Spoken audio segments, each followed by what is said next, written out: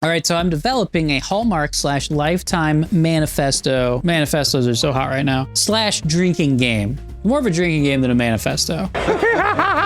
So first off, these movies are all about how you should big cities and go live in a single, simple, small town with a main street. Big cities are evil. They're full of business, which is bad. The woman is a cupcake caker, a wedding cake maker, a candlestick something cutesy. So what does bring you joy? Puzzles. Single for some reason, but you just never found the right man. No, I just want to focus on my career. You know I don't date other real estate agents. Too complicated. I'm too busy with my career to find love. Then there's a man, and he's in business, and he's traveled the world and is very worldly, and he doesn't know about small towns, and he just thinks about business and big cities until when he stays put in the small town and opens a corner store to sell handmade whittled dildos. You know, that's how it ends. Try something else, sassy pants. All the main characters are white, but there's a sassy minority. You don't ever get to use that word in my presence again. Friend or coworker. Yes! I love it. We don't start with a meet cute. No. It's a meet ugly because it's clumsy. They injure each other. There's some kind of like instant conflict. Like they're both going for the last plunger, the last bottle of eggnog for the big party. They gotta wrestle over it, and they make eye contact and are instantly in love. But then they like are mad at each other for something stupid. I'm a bomber. You don't believe us, do you? And then like 4 minutes later, they coincidentally run into each other, probably on Main Street. And they're like, oh no, you again, I hate you. And then they eye fuck each other. No. Wait, you know each other? Yes. Sometimes coincidences just happen. Wait, you two know each other? That's kind of crazy that you just showed up here. Right? Yeah. It's kind of incredible. Fundamentally, these films are grandma porn. Everyone always hangs out with their extended families, their parents, their grandparents, their brother, the precocious niece. On what planet do you think that your mom's favorite? Cookies make my mouth happy. Is Grandma Gertie coming over? You should come tomorrow to our Thanksgiving celebration. Mom. And maybe Grandma Gertie and her new gentleman friend Gus. Can I tell my mom? Here's some of my famous banana pudding. Oh, you are doing such a great job, dear. Your family's perfect. Your family's amazing. They got the best family. If you ever need a heartfelt moment, well, you have a teary scene where grandma remembers grandpa who's dead, or we all are like, what about dead grandma's chocolate chip muff diving recipe? Where's that recipe? Remember how grandpa used to always say something endearing before his prostate exploded? You know, I miss her so much. And before my dad died, my mom used to bake all the time. Naked baking? It's very soothing. I miss her too, Grandpa. I want to see that kid's birth certificate. one of them's dead, so we can have heartfelt moments. He's dead. Somebody, the man probably, doesn't like Christmas. His dad died on Christmas, and so he's never liked Christmas. And then he learns to love Christmas. Main characters have like no friends or hobbies. They just go to work. And yeah, the rest is Wikipedia. They hang out with grandma and learn about recipes. And it's nothing like when I hang out with my family, when every time my mom's like, here, take this box of old shit from the basement. This is your shit. And I'm like, so you want me to put this in the trash for you? She's like, no. It's got like your second grade report cards in it. And I don't want it anymore. So you take it. So you want me to put this in the trash for you? She's like, no, you keep it at your house. And I'm like, so you want me to put it in the trash for you? Hi, Mom. Every time I say something incredibly dirty, just remember, my mom is watching us. Tickle her taint. Matchmaking, meddling, all the family members, Santa Claus even, they're constantly like pushing these two together. So how does your wife or girlfriend like Kansas City so far? They'll like invite people over. It's like, you should not be inviting him over. They've gone on like half a date. Grandma, shut the fuck up. Here, flirt. And then we'll all run inside so they can flirt and be alone. And then everyone's looking out the window at them. And then that's awkward. Okay. Are you a screenwriter and you need something to happen in a scene, but like nothing's happening? Try adding a cute dog or a cat, or like we're going to get coffee. A lot of variety in the things you can do in a film. This could be Coco. Also, they fucking love wine. Not beer, not cocktails, fucking wine all the time. Okay. Right? I'm fine with it. Usually red, slow-mo. Okay, that's more of a Tosca Mustang, the slow-mo. Movies for men, it's like, go kill the bad guy. All right, and then you go get the girl. You save the girl, you grab the girl, you get the girl, you mash your G-spot real good. She'll love you forever. active things men do: get girl, grab girl, mash G. Okay, but these movies are for women, and apparently what women do: be cute, have a sweater, have 40 sweaters. You're going on vacation and you're wearing a different sweater in every scene. And it's like, how many fucking sweaters are in that fucking suitcase? I don't know how that works. And then you be near a man, you be cute near him. So you're just like fishing for invitations. He has plans. You don't. When you do get to like, oh, what a coincidence, I'm near this man who's got a big job, a veterinarian or whatever from a big city. And then you hope he notices you, and then when he starts to flirt with you, oh no, something awkward happened. What?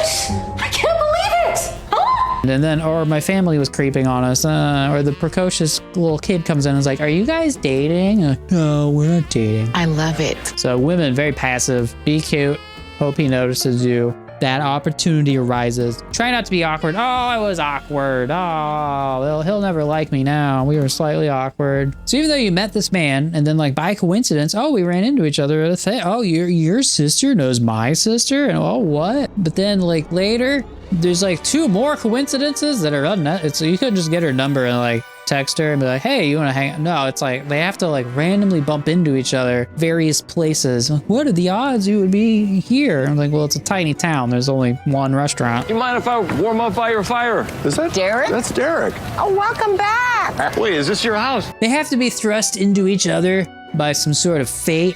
There's chemistry.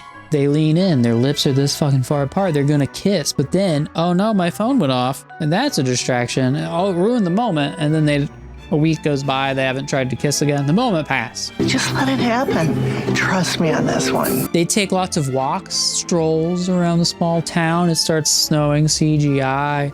Is he cold or is she cold? Oh, there's a scarf. Here's a scarf. Oh, do you need my jacket? You cold?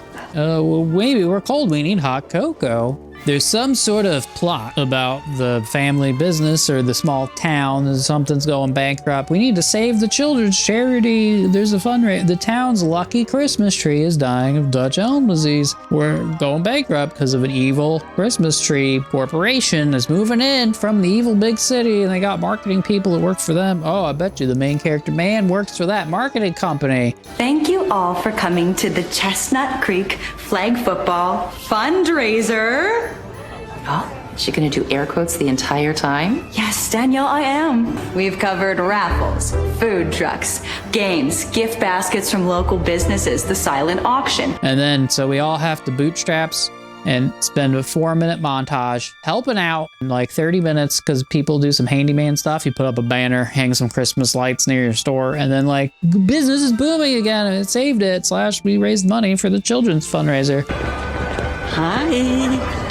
Gertie, Gus, what is all this? Grandma wants to see how handy this man is. She's going to think about him later, how handy he's being when she's thinking about that reacher. Somebody gets a monologue about their dead spouse or dead grandpa or dead mom or whatever. He's dead. Maybe sexy widowed man finally opens up. Shows that he has a little bit of a heart. There's Santa or an elf or something magical. And after falling in love, we realize one of them is secretly a prince. But she didn't know that he was a prince. So we know that she's not a gold digger. The chief's director of fan and she didn't know he had all those things. She just loved him. And then they break up about something stupid, a miscommunication. And it's like, all right, you solved the miscommunication. And then they're like, well, that doesn't actually solve it. It's not that simple. It's more, we just weren't meant to be. It's actually deeper than that. There is nothing to talk about. There's a big something, and they decide, I'm not going to go to the big something. Oh, only one of them will be at the big something, and the other one was supposed to, and decides not to. Maybe because he's a workaholic. Then decides last minute, oh no, I'm going to go. I got to go. So we have to run. Because running equals romance. So they run to go to the event they were going to go to in the first place. And then they run, they show up at the perfect moment. And it's like, oh, and then I actually love you. She's not here to hear this. But she is there to hear it. What?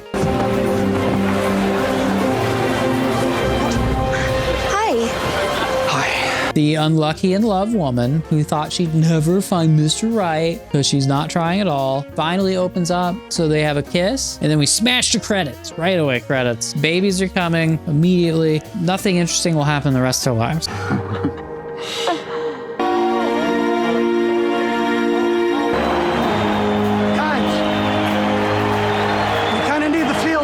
So I'm sampling some wines, and they say you shouldn't cook with wine that you wouldn't drink, right?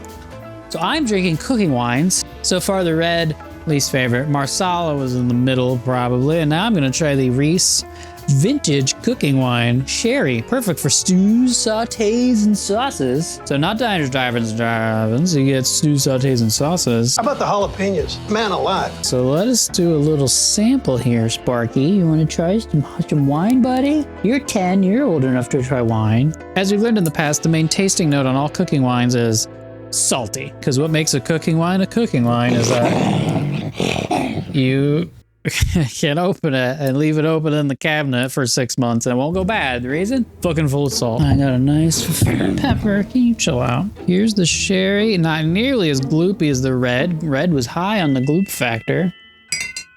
All right, so this is the sherry. Let's see how it measures up. Kind of dry. Hey, look at that. A note. A real note. Let me go back to the Marsala and the red. They all kind of taste the same to me. You think I need to like cleanse my palate for this? Is there a job like a sommelier but for cooking wines? Is that a thing? I'm trying really hard. And I feel like this is my least favorite. And now that I'm trying these more, I feel like I like this one, the red, better than the Marsala, which is the opposite of what I said earlier. I do not have a future in wine tasting. What would you say you do here? So let's take this drinking game and apply it to a new Hallmark movie about football. Julie Sherman Wolfe, noted ranch dressing snob, wrote Holiday Touchdown, Chiefs Miracle, whatever. Also wrote another football movie for Hallmark called Fourth Down in Love, which is not also about tennis. There he is. Is Uncle Mike playing? Sure is. Yes! Is Grandma Gertie coming over? I can't believe we just got beat by a team of girls. Get used to it. Let's go, Z! Divorced, actually. I'm fine with it.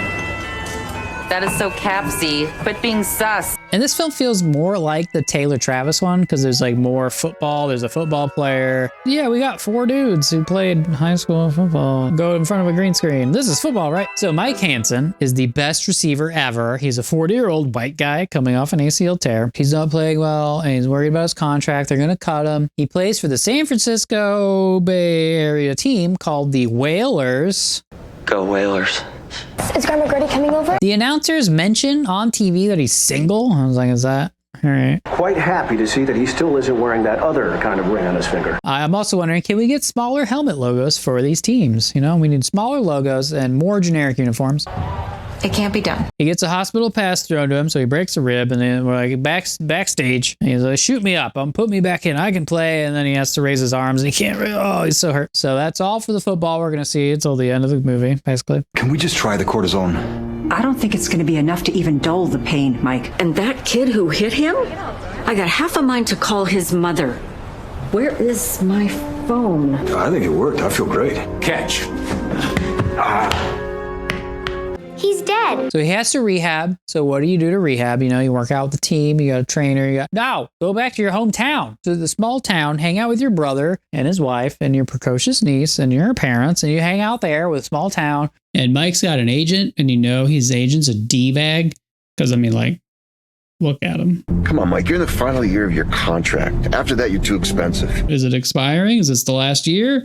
Or do you have more years that they're going to cut? You're in the final year of your contract. After that, you're too expensive. Either way, you're then a free agent, and then you could go to the highest bidder if you felt like it. I'm looking out for you, buddy. Erin is the main character, lady, and she does real estate, but she's too busy, and she refuses to date anyone who's in real estate, right? But she is super unique because she has a sassy black friend, right? We didn't see that coming. Well, why did you turn down Jim from the gym? And when it doesn't work out, we have to fight over who keeps the membership? Her daughter plays flag football, but the boys will never throw her the ball. And so there's this scene where they're at practice, like, I'm open. And they don't throw it. And she's like, I'm open, throw it. And they never throw it to her because she's a girl. Throw me the ball, Lucas. I'm wide open. This is practice and there's no one covering you. So like everyone's open. So the mom goes to the coach and is like, won't they ever throw to her? She's so super good. And the coach is only there because he wants to make sure his son is the quarterback, which we figure out because he says to her, I'm just here so I can start my kid at quarterback, you know? But then there's a girls only team that's like practicing over there, and she learns like, that's a girls only team. I want to be traded to that team. Are you asking to be traded? That's not how it works. You can't just be traded like to a different team. So then she gets traded to the girls team, and then guess who they will play later in the big game? That's right, this boys team that are jerks. So Aaron's daughter is now on this girls flag football team, and the coach is Mike, the main dude's brother. And so Mike shows up because he's rehabbing broken ribs by hanging out with middle school girls. That's how you rehab broken ribs. You hang out with middle school girls. And so he runs into Aaron, and we have a meet cute. You're a football player? Except no, it turns out they dated in college for like years, and then she broke his heart. Sorry, I didn't catch your name. Aaron, wait, you two know each other? But now fate and coincidence has brought them back together, has thrust their genitals back together like puzzle pieces. You're that Aaron, the one that broke my brother's heart? Probably not that Aaron. I didn't break his heart. Don't go breaking his heart twice. And then they flirt, but it's awkward because there's a bee, and that ruins the flirting. Oh no. That's literally the opposite of what you should be doing. I don't care. Or they flirt, but it's awkward because like his sister-in-law or mother or niece is watching, and then, they're watching us. So, what, we're just gonna spy on them all night? Yes. Yeah. Or they flirt, but then someone's using a whistle, and that makes it awkward. So you live in Chestnut Creek? So you live in Chestnut...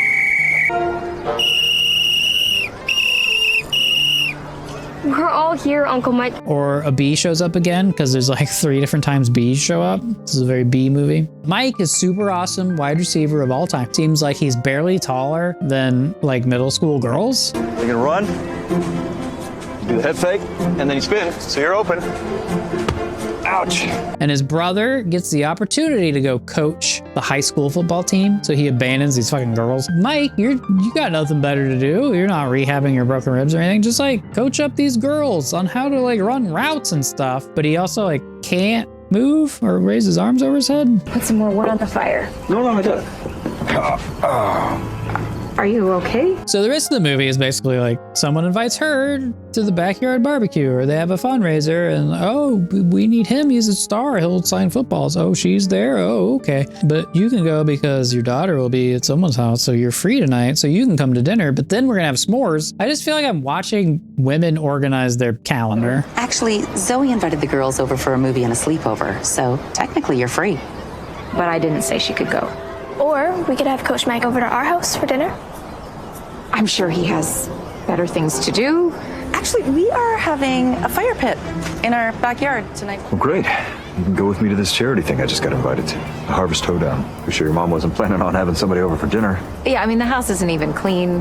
Mom. So it's just you and Jimmy and Zoe and Kira and me. And maybe Grandma Gertie and her new gentleman friend Gus. That is so capsy. Quit being sus. Stop! They hint at how they dated in college, but never say why they broke up. But they're like, don't break his heart. Don't break his heart again. Like, why did you break his heart? It's too complicated to explain. Anyway, will he be there to see if, do I need to bring my daughter to this event? And then like, oh, will he be there too? Women can't be forward. They can't just be like, hey, you're gonna go on a date. No, they have to like arrange a situation where they can be cute and nearby and hope a man notices them. And then if he does happen to notice them, like, oh, I hope nothing awkward happens. Oh no, a bee showed up. Oh, I ruined it. Thank you. Take care. Okay, this thing is so fire. I remember when fire was just fire. Ew, Mom, don't use our words. Okay, come with me. Yeah, I'm good. But you're better at it. It's your recipe, hon. I'm gonna go help Danielle with stuff. I was hoping that you could help me reorganize the pantry. It's a mess. It's happening. So, what, we're just gonna spy on them all night? Yes. Yeah. All right. Oh no. Are you like allergic or something? Or No. you get stung as a child? At one point I wrote, gets stuck bent over. I don't remember why, but I wrote that down. At one point, I think he's on the phone. He's talking to like his agent or the team or somebody, and they're like, so yeah, when you get rehab, come on. And he's like, what are you gonna do? You're just gonna like send me to the practice squad when I come back? And I was like, but he's amazing and he's so good. He's the star player, and he's afraid that when he comes back, they're gonna stick him on the practice squad. So what? So I come back in a month and I end up on the practice squad? That's not a thing. That's not how it's works. Anyway, they go line dancing with the grandparents, because this is what grandma porn is like, because everyone is always hanging out with their grandparents and their entire extended family, because they have no friends and nothing else to do but hang out with the grandparents. And grandma in this is super cool because she takes tequila shots out of a boot off screen and we don't see it. We'll see. Never watched Gertie take shots of tequila out of a ceramic. It's disturbing. There's a scene where there's bad flag football with girls for 20 seconds and they win, but we see so little of it. But we do see 8 times as much time spent on like talking about dinner plans. What? I can't believe it!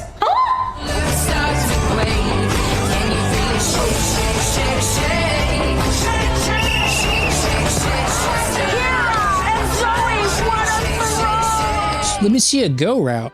And a go route in this film is where you go with a slight walk, a brisk walk, about 4 yards, and you turn around. That's a go route, because you went right there. Give me a go route. You forgot what a go route is? Have I taught you nothing? Come on. Really? See? All right, so the big B plot, Main Street's going out of business, whatever. In this one, it's that they need to raise money for more girls' flag football teams. How much does it cost to have more girls play flag football? Are we talking like the cost of shirts? You gotta pay some refs minimum wage? How about you guys just volunteer time to ref flag football? But no, we're gonna get 40 ladies together, make a giant bake sale, and we got food trucks and we got raffles. Why do you guys not pay taxes in this town? Did you lobby all the taxes? Girls flag football, famously, a lot of equipment you gotta buy. So the conflict actually starts an hour and 10 minutes in, because his agent, who's a sleazeball, is like, he's gotta play well. The better he plays tomorrow, the more we get on the trade. And the deadline's tomorrow night. He's getting traded? Where? You're getting activated, Mikey. Well, I know, in 2 weeks. No. Right now, you suit up for tomorrow's game. And I was like, no, because he hasn't practiced. You don't get just like, oh yeah, we're gonna shove you out there. We didn't have you practice ever. It's like, if he could have practiced, he'd have been practiced. There's an IR practice window. I can't leave, man. The girls are counting on me. Perfect timing, because then in 2 days is the trade deadline. So you get traded to a good team. It's like, he's on a good team, because they keep saying he's on a good team. This is the year it all comes together. And even his brother is like, hey, even though you're on IR, you'd still get a ring if you're on IR. And he's like, oh man, I don't want to win a ring like that. He doesn't want to fight for his starting job back. This way, he's back on top. It's like, so you want to go to a worse team? Okay, I mean, maybe that's a thing. Diva wide receiver wants to go to a worse team so he can get all the targets. Probably not a team that's competing for a ring. And if they're not competing for a ring, why are they making a trade for you at the trade deadline? And if they want you, just wait 2 months when the season ends and you're a free agent anyway. This makes no fucking sense. This is a world where contending teams trade away players that are good at the trade deadline to bad teams who want to acquire players on expiring contract. What's happening? And his agent's like, oh yeah, we're going to trade you, and then we're going to get I want to get more money. Mike is on an expiring contract. So if you trade him to another team, that team will just have him for the rest of this season, paying him the exact same amount of money. So the agent doesn't get more money in a commission unless he's getting a 10% commission on that 4th round pick he got moved for. Either way, you're then a free agent, and then you could go to the highest bidder if you felt like it. The better he plays tomorrow, the more we get on the trade. So basically, there's no scenario where getting traded would result in you making more money. He can't give you what you want right now. So we have a big miscommunication, which is that the agent tells her that he's going to be traded. He wants to get traded. And she's like, oh no, I don't want to go long distance. She goes to him and it's like, I don't really want to do long distance. Oh no, just kidding. She breaks up with him, but doesn't tell him why. I think we need to put whatever this is on hold. Are you seriously doing this to me again? We could easily clear this up. It'd be very easy to clear this up. Talk for 12 seconds. If it's only there was some sort of communications device that would allow humans to talk for 14 seconds and be like, I don't want to do long distance. And like, why we're not doing long? I'm not going to, what are you talking about? Traded. So he calls her repeatedly, and you know what happens? She won't answer the phone, you dumb bitch. Please just text him back. You guys, There is nothing to talk about. Because women never want to talk on the phone. We know this about women. They hate talking on phones. They never do it. So it's like, even if he gets traded and you have to go long distance, how many more seasons is this dude playing? So you're gonna go long distance for like 6 months and then he'll retire and be a millionaire? No, can't do that. I can't handle that. Tons of players' families make this work, Aaron. I know it's not easy, but you'll find a way. And if we don't, then what? Kira already has one father who she can't count on being around. Time to skedaddle. And then she gets stung by a bee, and that's very important to the film. Oh. Come on, Mike, you're in the final year of your contract. After that, you're too expensive. So, okay, the girls play the big game. It's the semifinals, I guess, against that bad boys team. Oh, and you're like, all right, they'll beat the boys, whatever. No, they lose. They lost to the boys. What? And grandma's like, I want to see that kid's birth certificate. Because grandma, you know, she reads a lot about birth certificates on the internet. Anyway, so then the agent D-bag is like, all right, Mike, let's go to the evil big city. And he's like, yeah, all right. They check the birth certificates, and it turns out one of the boys was Kenyan. I mean, too old. Grandma was right. And so the boys get disqualified. The girls get pumped straight into the finals. They're like, girls, go home, get all your equipment, all that flag football equipment. It's very expensive. Go home and get it. Ladies, go home and get your gear. We're playing for the championship in an hour. And the agent's like, yeah, I told that bitch to fuck off and dump you, so now you can focus on football. What? What'd you do? Why did you break up? What? The agent thinks his job is to like keep distracting sluts away. You can't have all these distractions. This is exactly what he doesn't need right now. And then we have a twist. The big twist is that he's like, yeah, that's why she broke up with you back on draft day. I already walked away once before the draft because I believed you that was what was best for him. So like the agent really thinks his main job isn't to like talk to his client, who, by the way, Mike didn't know he was trying to get him traded. He told the girl, you got to play well, get a stock up so you can get traded, make more money. Did not tell Mike he was trying to get him traded. Talk to your client about whether or not he wants to get traded. Nah. Break up with girls. Yes, that's my job. Did you tell her I'm being traded? I said what needed to be said for you to have the career you wanted. Turn around. We're on the highway. Turn around. So Mike, he's like driving away. He left the big game. He's not there for it. And he calls back to the flag football game to get updates. And then he's like, hey, I've got the perfect play, because everyone knows we're going to throw the ball to the daughter, whatever her fucking name was. We're going to throw to her. Everyone knows because she's so good. And apparently their entire offense is just throw to her. And he draws up the play with words, right? Because he drew it up on the phone. They didn't have this in the playbook. Throw it to anyone but that one girl. The whole playbook was throw it to the one girl. So he had to be like, I've got an idea for a different play. Throw it to anyone else. They didn't have that in the playbook yet. Everybody expects Zoe to throw to Kira, right? Right. So what if... And the wideout gets the ball on a sweep and hits Charlotte in the end zone on a slant.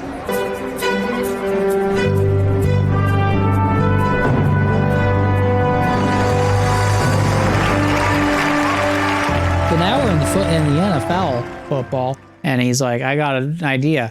Everyone thinks it's the big game, the 2-pointer to win the game. You're going to throw to me. So what you do is don't, and they'll never see it coming. And so he runs a route, and they don't throw it to him, and it works because he's selfless, because this is grandma porn. They're going to think the ball's coming to me. True. Okay. So you have me run a decoy out route. They'll never see it coming. I like it. So Mike comes up with the perfect 2-point conversion play, which is an illegal pick route. And they don't call a penalty on it, so it's a really good idea. Receiver and Hansen draws the defense to the right, leaving Wasinko wide open for the walk-off 2-point conversion. And Roy, this stage. Aaron, she's in the front row of the stands. She's like, I'm your biggest fan. I'll follow you wherever you get traded. And he's like, I'm not being traded. So she decided to be his fan and do long distance. What made you change your mind? What's that? It's a bee sting. It doesn't need to be long distance. He's staying, right? So he's not a secret prince. He's just a secretly not long distance boyfriend. And wherever you go, that is the jersey I will be wearing. That's the only one you need. Might get traded. Because he's learned. He learned that he loves the small town and that he hates the big city, even when they offer bigger money. At double my salary. Oh my God. It's porn for grandmas, right? These grandmas don't understand Why all the grandkids who grew up in bumfuck Missouri always have to move away to make more money in some evil, gross city with minorities around? Like, right? Well, I'm from Dallas. It's genetic. Stay in the small town, make less money, but be near your grandma. This is grandma porn. And speaking of grandma porn, You don't ever get to use that word in my presence again. my favorite thing that happens in porn is when women pee in each other's mouths. I'm sorry, did I say porn? I meant that's my favorite thing that happens in women's basketball games. A real joke, which I've told in public. What? I can't believe it! So overall, I think if you had to watch one, I go with the Taylor Travis Christmas in the Spotlight. That's what that's called. Because you've got fake Taylor Swift songs. You've got the melodrama. If you're a Kansas City person, Holiday Touchdown, the Chiefs Hallmark one. If you appreciate Trey Smith cameos, go with that one. Jihad! I think the main lesson I've learned about romance from watching these films is that romance is not about a man having a big penis, right? It's really about how you use it. You know, like I have a small penis and I can throw that thing 60 yards, right? And it's how you use it. I said I have a small penis. I didn't say mine is. You were calling me the D-man the other night. Anyway, thanks for watching. Remember to smash that comment in with your wiener, right? Everyone take out your wiener, smash it on the keyboard a few times and hit enter, and we can all compare and see what our wieners wrote in the comments. Okay, that could be fun. So let's try one last time, a last reading on these cooking wines. I'm gonna go with the sherry first. Just taste some salt. Okay, this is the Marsala. Tastes the fucking same. And the red, I don't know that I can tell those apart. This is some sort of scam. These are all just like a splash of wine, some vodka, water, and colors. It's time for everyone to know. If I remember correctly, I had 3 Holland houses, but then I tried Shaoxing wine, which is Chinese cooking wine, and that was my favorite. All right, I got Shaoxing wine. This is a different brand than I tried previously. I don't have a clean one of these. Well, let's try the super mix that I made. It tastes no different. Like if we did a blind taste test, I don't know that I would be able to tell those two apart. Put all 3 together, tastes the same. All right, Shaoxing wine. It's better. This is better. This is better. If you have to drink a cooking wine, drink Shaoxing wine. This is Chinese cooking wine. Right on the, look at this, no fucking bullshit. Look at this, look at the comparison. Vintage, since 1947 quality for flavorful sauces, red vintage, oh, it's so good. And this, rice cooking wine, salt added. No bullshit. You almost could believe this is like sake or something. If it wasn't quite so fucking salty, I feel like I might drink that. Watering it down is not good though. All right, bro. Pepper, do you have any final thoughts? Big Peter. I'm going under anesthesia in about 12 hours. What time is it? Probably less than 12 hours. Getting some kind of scope. Somebody's scoping me out. Talent scout, probably. What the fuck are you talking about? And I do believe they said nothing but clear liquids. Hey, sure, I don't know red dye, but like, what is this red dye? I mean, it says caramel color, doesn't it? New Jersey. This is New Jersey wine, folks. He's dead.